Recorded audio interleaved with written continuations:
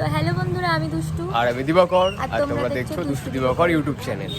আজকে আমরা যাচ্ছি হচ্ছে এখন কৃষ্ণনগরে, কারণ হচ্ছে আমার মামার ছেলে মানে শুভ্রর হচ্ছে মানে তার বউ মানে অঞ্জনা আমার বৌদির আজকে হচ্ছে ডেলিভারি।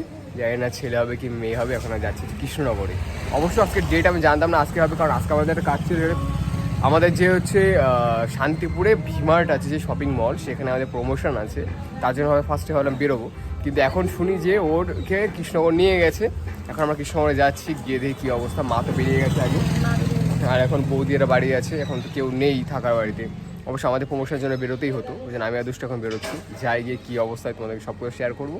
আর এখন কৃষ্ণনগরে অনেকটা টাইম লাগবে, তাহলে যাই ওখানে গিয়ে কথা হচ্ছে তোমার সাথে। ইচ্ছা টাটা। ওইদিকে বড়দি এখন সবজির দোকানে বসেছে, সবজি দিচ্ছে, কারণ মা বাড়িতে নেই, এর জন্য ওকেই করতে হচ্ছে। তো এখন আমরা বেরিয়ে পড়ছি। তো সবে এসে পৌঁছালাম আমরা, আর এই হচ্ছে যে বাবা হতে চলেছে শুভ্র। এই কি ব্যাপার শুভ্র? হ্যালো, বাবা হতে চলেছে। টেনশনে আছে তো, সব টেনশনে আছে। আর এখনো 1 ঘন্টা হয়ে গেছে, এখনো কিছু খবর জানায়নি। তো 1 ঘন্টার বেশি হয়ে গেছে, নিয়ে গেছে ভিতরে, কিন্তু এখনো কিছু জানায়নি, ওর জন্য সবাই টেনশনে আছে। না টেনশন ভালোই করে যেন হয়ে যায়। আর তোমরা কমেন্ট করে জানাও তো কি হতে পারে, ছেলে না মেয়ে? তোর কি মনে হয় কি হবে? ছেলে। শুভ্র তোর কি মনে হয়? মেয়ে। ওই দেখ, বাট আমার কেন মনে হচ্ছে ছেলে হতে পারে, তবে সেটা দেখা যাক কি হবে। ঠিক আছে, তো তোমরা সবাই বলো যে কি হতে পারে। ডেলিভারি কিন্তু হয়ে গেছে, ঠিক আছে, হয়েছে মেয়ে, মানে মানে বাবার কথা ঠিক হয়েছে। শুভ্র যেটা বললো মেয়ে হবে সেটাই হলো। আর আমি আর দুষ্টু বলছিলাম আমরা তো ওটা মানে বলছিলাম, আমরাও জানি মেয়ে হবে, আমরা ওটা বলছিলাম। আমি চেয়েছিলাম যে শুভ্র যাতে একটা মেয়ে হোক, কিন্তু ভাবলাম ছেলেই হবে। না, আমার মন বলছিল মেয়ে হবে, ওই জন্য দুষ্টু বললো হচ্ছে ছেলে হবে। আমি বলছিলাম যে ছেলে হবে। না এই জিনিসটা হয়েছে, মেয়ে হচ্ছে মানে একটা আমার লক্ষ্মী। আমার বৃহস্পতিবার তারপর 5ই সেপ্টেম্বর মানে শিক্ষক দিবস, তোকে অনেক শিক্ষা দেবে, ঠিক আছে? দেখতেই পাচ্ছি না, হ্যাঁ তো না, এখন বলছে নাকি কতক্ষণ পরে? 4টের দিকে। হ্যাঁ 4টের দিকে যখন ভিজিটিং আওয়ার্স হবে সেই সময় আমরা যাব, গিয়ে দেখবো। এই দেখো আমাদের বাড়ির লক্ষ্মী, দেখো কত মিষ্টি দেখতে হয়েছে। আর তোমরা সবসময় আশীর্বাদ করো, ও যেন সবসময় ভালো থাকে, অনেক বড় হয়। আর তোমরাই বলো ওর কী নাম দেওয়া যায়, তোমরা যেই নামটা বলবে সেই নামটাই দেবো। তো সবে হসপিটাল থেকে বাড়ি আসলাম, আর কোয়েল বুড়ুকে নিয়ে এসেছি। তো চলো দেখি বাড়িতে কি কাজ আছে সেটুকু একটু করে ফেলি, চলো। আমি হচ্ছে মামা বাড়িতে গেছিলাম, আর তারপরে তোকে নিয়ে এখন আসলাম। মানে আমার বোন আছে, দেখাচ্ছি দাঁড়াও। এই যে আর বোনকে নিয়ে এসেছি আমাদের বাড়িতে, ও কোনোদিন আসেনি আমার বিয়ের পর থেকে, তো আজকে ফার্স্ট টাইম নিয়ে আসলাম। এসছিল মায়ের সাথে বল, তারপরে আর আসেনি। আর এই যে পার্লারটা এই যে একটু অগোছালো হয়ে আছে, এগুলো আমি করি সব সময়। তো বাড়ি ছিলাম না, তো দিদা বাড়ি গেছিলাম একটু কাজের জন্য। তো এখন এসে এই যে এগুলো একটু গুছালাম, আর এই বোতলগুলো এখন ভরবো। পার্লারটা সব আমিই গুছিয়ে রাখি, আমার অগোছালো থাকে একদম পছন্দ হয় না, বাড়িতে ওরকম গুছিয়ে রাখতাম। এখন হচ্ছে মিস্ত্রিরা এসছে, মিস্ত্রিদের হচ্ছে কি চা বসিয়েছি, চা দেবো। আর এখন হচ্ছে বদ্দি, আমার দাদা, মনা এখন হচ্ছে কি গেছে মামা শ্বশুর বাড়ি, কারণ হচ্ছে কি তোমরা সবাই জানো অঞ্জনা মেজদির হচ্ছে কি মেয়ে হয়েছে, তো ওদেরকে দেখতে গেছে।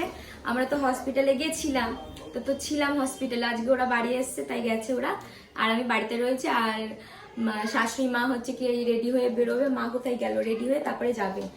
তো এখন আমি এই ঘরটার একটু গুছিয়ে রাখি, দেখি। দিয়েই আমি এতদিন পর আসলাম, ওকে ঘুরতে নিয়ে যাবি না নাকি কাজই করে যাবি শুধু?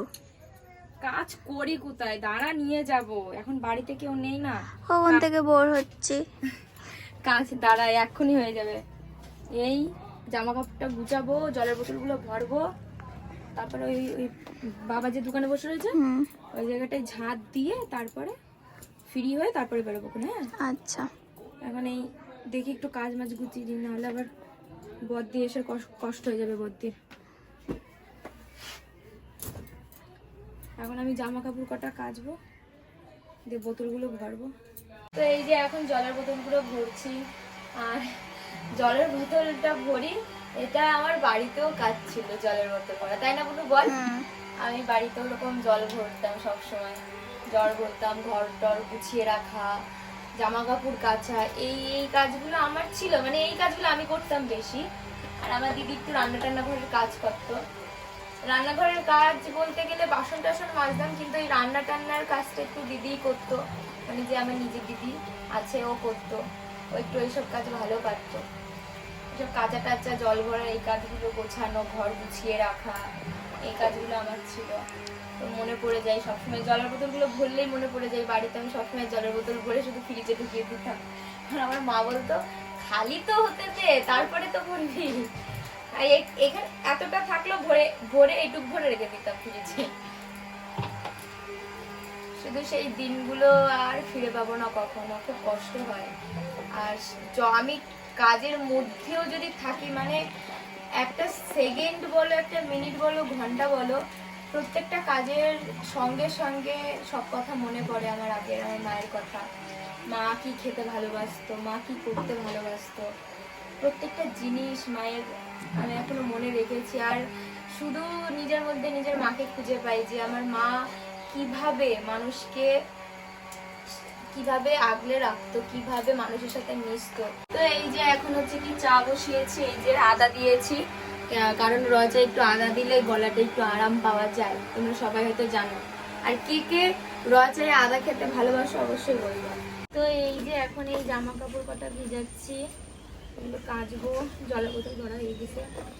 সব থেকে বড় কথা একটা জিনিস যেগুলো খুব মনে পড়ে কাজের টাইমের মধ্যে, সেকেন্ডে, মিনিটে, ঘন্টায় ঘন্টায়, যে মা কি করতো, কি করতে ভালোবাসতো, কি খেতে ভালোবাসতো। মানে আমি যাই খাই না কেন এখন দেখছি বিয়ের পরের থেকে, মানে আগে জিনিসগুলো ভালো লাগতো না, কিন্তু বিয়ের পরের থেকে পুরো নিজের মধ্যে নিজের মাকে খুঁজে পাই। কারণ মা ইলিশ মাছ খেতে খুব ভালোবাসতো, তো এখন আমি আবার ইলিশ মাছ খাওয়া ধরেছি, জানি না অনেকগুলো করে ইলিশ মাছ, মানে 4-5টা দিলেও মানে আমি খেয়ে নিই, ঠিক আছে, এত ভালো খাই। তারপরে যে জিনিসগুলো মা খেতে ভালোবাসতো সেই জিনিসগুলো আমি এখন খেতে ভালোবাসি। তো এই জিনিসগুলো খুব খারাপ লাগে যে মা এই জিনিসগুলো খেতে ভালোবাসতো, এইগুলো করতো। সত্যি কথা বলতে হয়তো প্রকাশ করতে পারি না, কিন্তু কষ্ট তো পাই সবসময়, সেইগুলো তো আর ক্যামেরার সামনে দেখাতে পারবো না যে এটা কষ্ট পাচ্ছি, কাঁদছি, সেইগুলো সব আড়ালে রয়েছে। আর সব থেকে বড় কথা এটাই বলবো যে যেটা তোমরা সবাই জিজ্ঞেস করছো যে আমি ওই বাড়িতে কেন ঢুকতে পারবো না বা পারিনি, সেইগুলো তোমাদের নেক্সট ব্লগে অবশ্যই জানাবো, কিছু হলেও কিছুটা জানাবো তোমাদেরকে। কারণ অনেক ব্যাপার ছিল যেগুলো তোমরা জানো না, সেই টাইমটায় হয়তো ব্লগে আমরা জানাতে পারিনি, তো জানাবো এই নেক্সট ব্লগে তোমাদেরকে জানাবো যে অনেক বিষয় আছে যে জিনিসগুলো ছিল আমি ঢুকতে পারছিলাম না, হয়তো রাস্তা দিয়ে গেছি, কখনো মানে বাড়িতে নামিনি, কিন্তু এই যে 1.5 বছর পর আমি হচ্ছে কি বাড়ির রাস্তার ওখানে গেছি, বাড়িটা দেখলাম, তো সত্যি খুব খারাপ লাগছিল। দেখি চিন্তা ভাবনা আছে বাড়িটা ভাড়া দিয়ে দেবো, দেখি কতদূর কি করতে পারি। তো সব থেকে বিষয় এটা খারাপ লাগে যে যখন আমি কাজের মধ্যে থাকি না কেন, সেকেন্ডে মিনিটে মায়ের কথা মনে পড়ে। আমি যখনই কিছু একটা খেতে চাই মায়ের কথা মনে পড়ে যে মা এই জিনিসটা খেতে ভালোবাসত। আর বিয়ের পরের থেকে নিজের মধ্যে নিজের মাকে খুঁজে পাই, কারণ মা যে জিনিসগুলো খেতে ভালোবাসতো, করতো, মায়ের যেগুলো পছন্দ ছিল না সেই জিনিসগুলো আমার মধ্যেও আছে। সত্যি কথা বলতে জানি না আমার মা যে শিক্ষাগুলো আমাকে দিয়ে গেছে সেইগুলোই আমি করছি, তার বিরুদ্ধে আমি যাই না। হয়তো কিছু কিছু ক্ষেত্রে হয়তো চলে যাই, আবার নিজে বুঝতে পারি যে এটা আমি ভুল করছি। আর সবসময় মা একটা কথাই বলতো যে সবাইকে নিয়ে ভালো থাকার চেষ্টা করবা, তুমি নিজে না হাসো সবাইকে হাসানোর চেষ্টা করবা, সবাইকে ভালো রাখার চেষ্টা করবে, কোনো মানুষ যদি বিপদে পড়ে তার পাশে দাঁড়াবা। সে যদি মানে এমনও বলে গেছে তুমি করবা, তুমি করে যাবা, কিন্তু কখনো কারোর কাছ থেকে আশা রাখবা না যে সেও তোমার জন্য করবে। তো সেই জিনিসটাই করে যাচ্ছি, কখনো কারোর কাছ থেকে আশা রাখি না। আর সত্যি কথা বলতে খুব খারাপ লাগে যে আমার মা যেই নামে ডাকতো এখন আর কেউ ডাকে না, এখন সবাই দুষ্টু দুষ্টু বলেই ডাকে। তো আজকের ভিডিও এখানে শেষ করছি, দেখা হচ্ছে পরের ভিডিওতে, টাটা।